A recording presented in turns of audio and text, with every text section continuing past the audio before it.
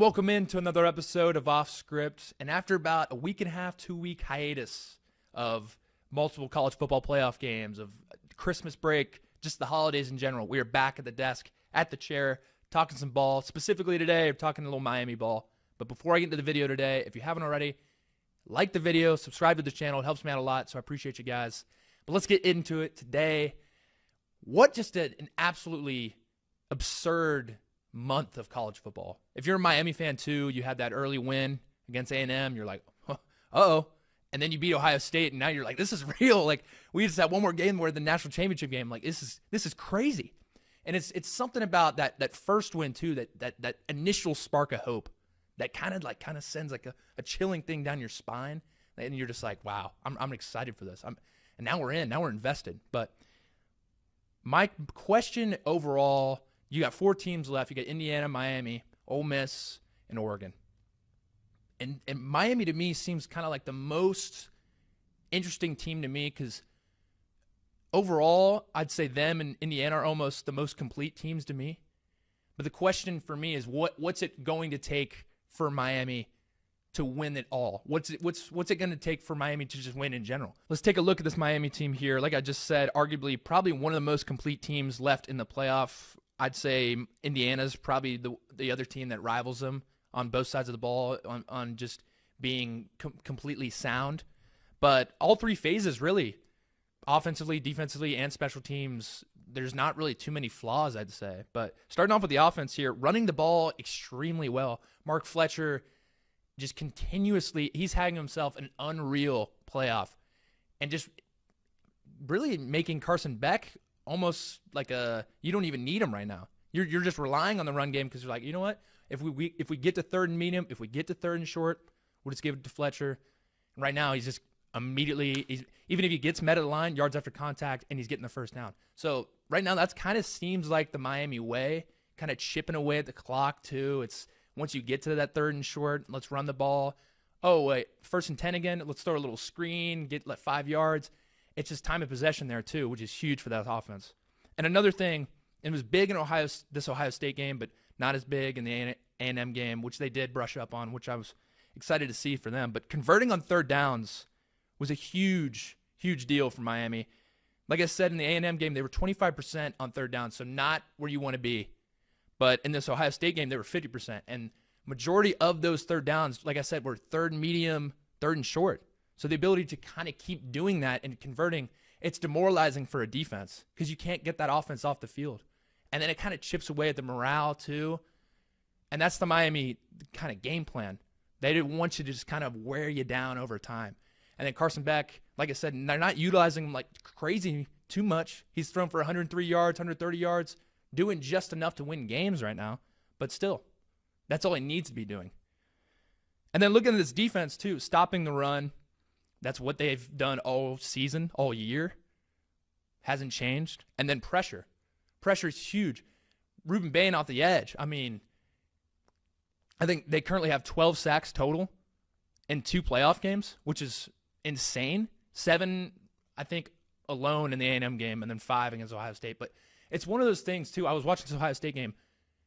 It's almost like they're getting to the quarterback like that. Like there was no time for Julian Sain at all to even kind of like compose himself.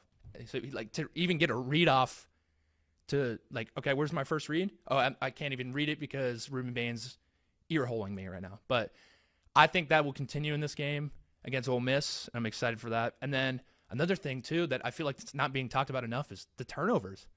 I mean, obviously there's that big one in the Ohio State game, which was a pick 6, complete and utter, momentum shifts. If you're a fan of Ohio State, you're thinking, wow, this game is over. Because if you get points off turnovers, which Miami has done, that's kind of game.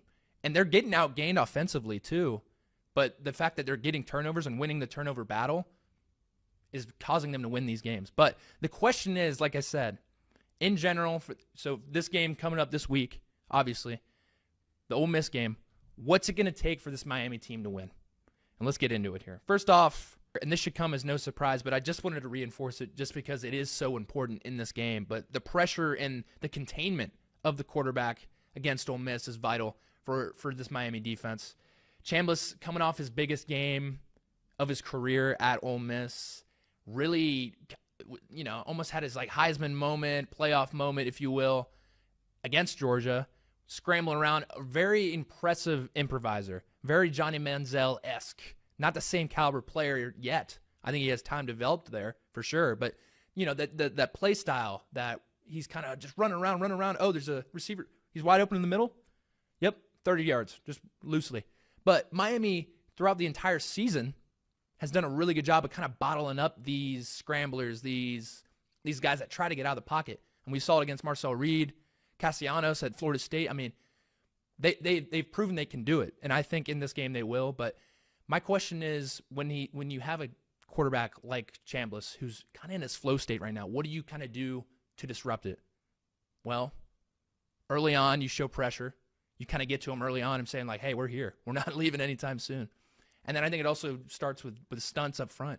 And granted, this Ole Miss O-line, they are pretty solid, but they haven't faced a defensive line like Miami. I'll tell you that. That's a fact. But I think in this game, the continuation of this absolutely just raid of defensive front, defensive just pressure on the quarterback is going to be huge. Moving on here, the second thing I want to talk about has become actually pretty evident when I'm watching this Miami team in general over the past 2 or 3 games. The lack of ball security for this Miami offense has kind of gotten a little bit concerning for me. I hate to single out a specific player here, but one of the best receivers in all of college football, Malachi Toney, has had 3 fumbles the past 2 games. And I understand 1 or 2 of those may have bounced back to him, but the fact that it is happening, and maybe you don't get so lucky in the next 2 or 3 games, or 2 games, I should say. Hopefully you make it to the national championship, but you don't want that mistake lingering. You don't want that. And it's always that coach talk of controlling the controllables. And ball security is a controllable you can control.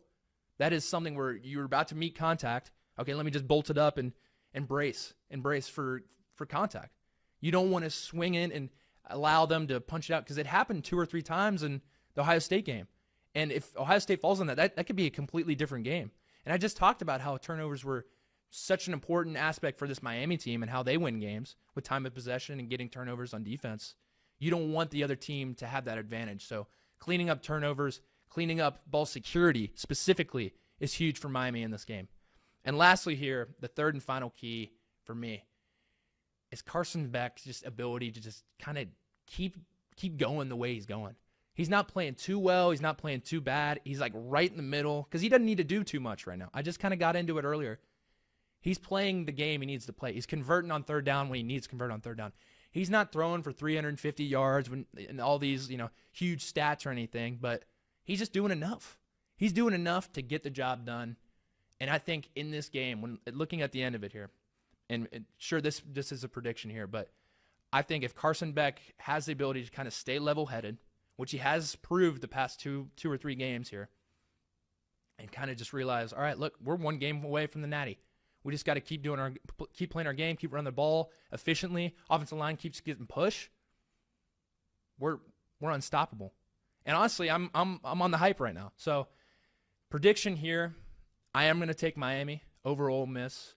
I just feel like right now, because they're almost still kind of feeling doubted, and I hope they don't drink the Kool-Aid too much of beating Ohio State and, wow, this team is really good and this defense is so good. I really hope they don't buy into that, because you should stay hungry. You need to stay hungry. But I am going to pick Miami in this game, and I'm thinking medium, like lowish scoring. They're going to keep it low because this defense is freakishly good, but Chambliss still is going to make plays.